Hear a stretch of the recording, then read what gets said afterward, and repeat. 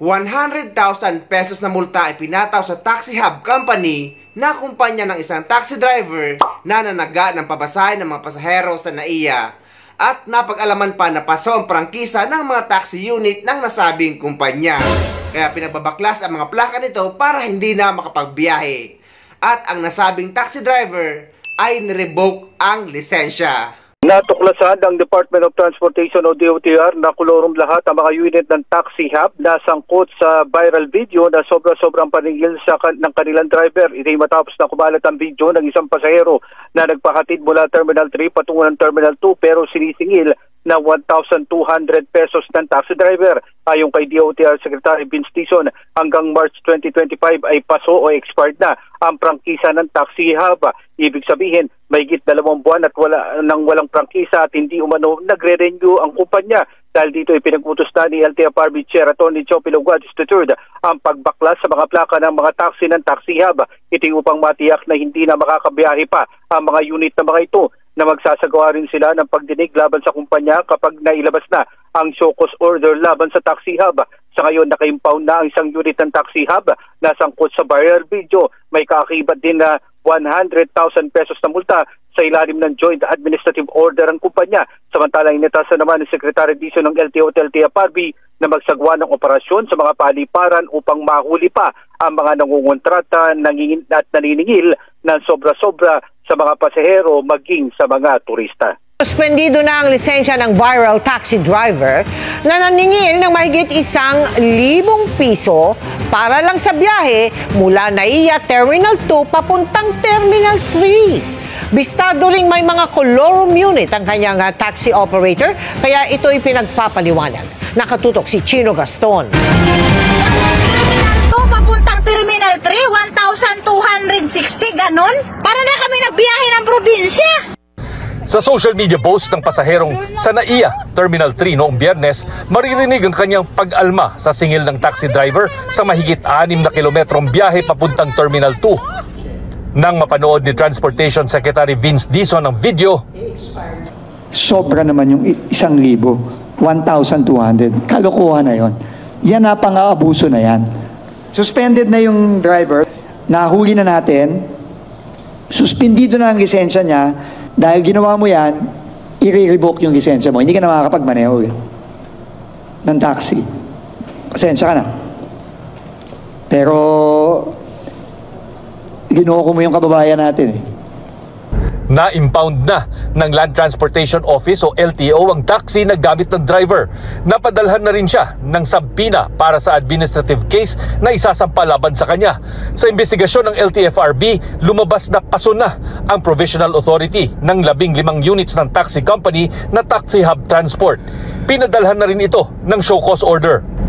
The moment na nagontrata ka na, you're already violating the law. So may penalty kaagad po yan, which carries with it a 30-day suspension for the franchise unit. All the more ngayon po, kolorum na pala lahat yung mga units, hindi na nag-renew ng provisional authority. So all of those 15 units now will have to be technically impounded. Kukunin ang plaka. Sabi ng Taxi Hub, hindi nila kinukonsinti ang maling nagawa ng kanilang driver. Aminado rin daw ang driver sa nagawang kasalanan. Aminado naman siya, mali niya yun. Umami naman siya na yung rate niya, hindi yung rate namin. Hindi niya binay sa metro. Naibalik na rin daw nila ang sobrang bayad at natanggap na rin ito ng pasahero. Sa mga darating na linggo, ikakasa ng DOTR, katuwang ang LTFRB at PNP-CIDG ang operasyon para hulihin ang mga taxi driver na labis maningil. I am directing under the orders of the President himself. I am directing both the LTO and LTFRB to conduct operations at our airports, specifically NAIA, against these taxis that prey on our kababayans and our visitors, yung mga turista natin na nagcha-charge ng ganito. So I've asked LTFRB and LTO to coordinate with MIAA and the San Miguel Corporation sa NNIC para mahuli natin lahat ng mga ganito. And again, I'm encouraging and asking yung mga kababayan natin na gawin yung ginawa nung pasahero dito kay Transport Hub Taxi na i-video niya yung pang-aabuso sa kanya nung taxi driver. So magka-clamp down tayo, magkakaroon tayo ng operasyon together with LTO, LTFRB, and the PNP together with the operator ng NAIA and the Manila International Airport Authority to clamp down on these taxis sa ating mga airport at sa iba pang mga lugar tulad ng mga ports natin at ibang mga airports all over the country. Nakakaawa man ang taxi driver, ngunit kasalanan niya yan at deserve niya yan. Dahil sa dami siguro ng mga OFW na naloko niya. At kasalanan ng isa, pati tuloy ang kasalanan ng kumpanya ay naungkat pa. At sana patuloy ang mapanghuli ng ganito. Hindi lang kung sino ang nag-viral. Kaya tama ang gagawin ito ng DOTR na dapat lahat ay mahuli para matigil na ang mga ganyang kalakaran at para kahit papano naman ay bumalik na ang tiwala ng mga tao sa mga taxi sa NAIA. Galing Terminal 2 papuntang Terminal 3, 1,260, ganon? Ano yan? 1 to hotel. Kuya, para naman... 1,000 na lang yan. Huwag naman, lugi tayo sa gasolina pabalik, ma'am. 1,1 na lang, sige 1,1. Kuya, grabe ang bakal ng ano mo. Kaya 1,1 na lang. Airport, Terminal... Ko po, kung alam ko lang, kuya. Para na kami nagbiyahe ng probinsya. Kung alam lang natin, hindi na tayo nakitayo. Di na lang kami nag-ano, budol naman kayo. Hindi budol yan, pinaliwanag ko nga siya. Ano? Grabe naman kayo maningil. Terminal 3 to Terminal 2, 1 to. Grabe naman yan, kuya. Ano ba yung taxi mo, oh? Oh, 1 to. Terminal 3 to Terminal 2. Ano pa ho, ipapamasahin namin papunta doon? Kahit yung 10 kilometers na lang po bayaran niya, sige po. Kasi yung sa akin po mga-charge po yan. 10 kilometers magkano yun? 300, di ba? At 300 po every 1,000 meters. Sige po, konting bilis lang po. Bawal po tayo muna. Diretso nyo Kuya, sa terminal nyo kami ibaba. Sige, baba nyo kami sa terminal. Mas makapalaki po kayo. Hindi mo mapalaki, sige. Diretso nyo kami ron. Dito nga lang po, hindi nyo po mabayaran po. Hindi, mababayaran namin. Sige po, pag-advance nyo po yung Opo, sige po. Sige po. Hindi kasi. Hindi po, mami. Ba po yung ano nyo po, mami. Sige po, sige po. Ibayaran nyo muna yung 12 kilometers. Sige po, diretso nyo po doon. Magkasundo po tayo. Sige po. Yung 12 kilometers po, stop ko na po ito. Tapos diretso ko po kayo sa... Magkano yung 12 kilometers? Bali, ano po yan? 3,600 po. 3,600? 3,600? Opo, 1,000 meters, 1 kilometer. Yung sa airport niya, 650 hanggang ano eh. Terminal eh. Oh, sige, diretso nyo po doon. Sige, stop na muna natin, ha? Diretso nyo ron. Kuhain na natin yung bayad para pagbabayad. Hindi ko pwedeng kunin yung bayad eh. Doon na ako sa may bababa. Napakalaki naman na. Ano ba? Hindi na po, diretso yung pa, sir. Kaya naman yung imbes na magkausap kayo naman, masyado kayo naman. Hindi naman po maayos yung ganong usapan. Hindi, pinaliwanag naman po sa inyo bago ka malis, sir. Hindi pinaliwanag. Ano yung ibabayad namin sa ganong kalaki? Ang baon po namin 500 lang po ibaon namin. General po yan, sir. Pinaliwanag po sa inyo bago ka malis. Hindi, ipasok nyo. Hindi kuya, ipasok nyo. Na pong victory. O alam ko, dyan ang victory. Ipasok mo nga sa loob hanggang sa mismong main. Di na po pwede. Dyan na nga po ang taxi. Ayun, nakikita niyo po. Manggagancho naman kayo. Pilipino na nga lang kayo pare-parehas. Tapos buksan nyo na nga rin ito. Bayaran niyo po muna. Oo nga, buksan nyo muna ito. Ako na magbukasin, ma'am. Wala problema, ma'am. Bayaran niyo po muna. Isitur mo na yung seat. Para ito mo matagal dito. Isa. Mga surbahe kayo. Iniwanan ko. Hindi, kuya. Ipatak nyo. Mga surbahe kayo, ah. Oh, kuya. Buksan nyo.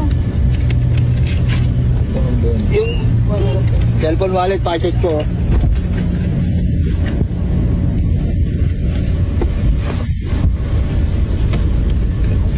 Bakit hindi niyo pa buksan ito? Sige, naka-automatic yun.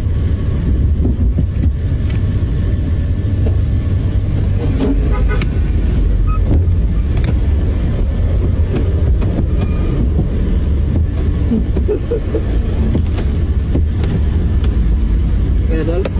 Oo, bayad yan. Cellphone wallet, panig po.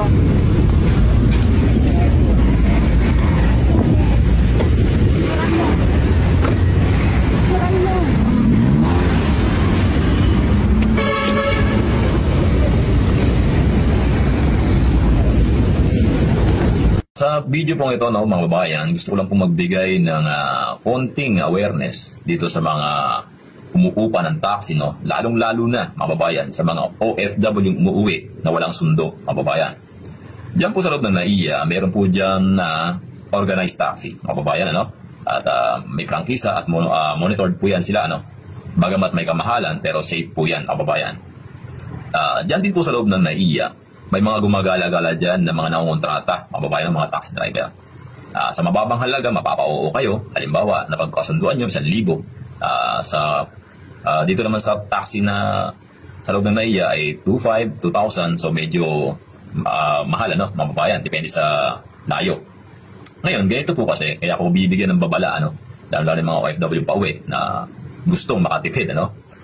Ganito lang kasi mga babayan, ano. Kapag nagkasundo na kayo, halimbawa 1,000, okay, dalawa kayo, kaya isa lang, solo lang kayo, kunyari 1,000. Bago po yan umalis yung taxi na yan, meron na po yung kasama sa loob ng sasakyan, mga babayan, ano? Isang driver at saka yung kasama niya. Magtataka po kayo, bakit may kasama siya, ano? Tapos, pagdating nyo dun sa may lokasyon na pinagkasunduan ninyo, hindi po kayo eksaktong ihahatid yan, mga babayan. Medyo malayo-layo pa ng konti. Siguro mga 300 meters, no?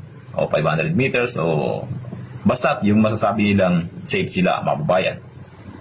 At doon na po nila igigiit yung gusto nila na halaga na bayaran ninyo, mga babayan. Halimbawa, 1,000 na pagkasunduan. Sasabihin, hindi po. 1,000 po ang isa kung dalawa kayo. Ngayon, halimbawa, sabihin 1,000 na pagkasunduan 1,000, ay malayo po kasi, ganito, ganun. Kaya ganito ang kailangang bayaran ninyo. So, igigiit po nila yan, sapagkat yan po ang trabaho nila. Yan po ang modus nila, mga babayan, ano. Kaya po, doon sa mga makaka-encounter ng ganito, the best po dito, kunin nyo yung plate number at ibigay nyo doon sa taong pinagkakatiwalaan nyo. At kung maaari, kung pupuntahan kayo ng madalian, hintayin po ninyo. At ang mahalaga, bumaba kayo ng taxi kasi nilalak po nila yan. At para magbayad agad kayo, mga babayan.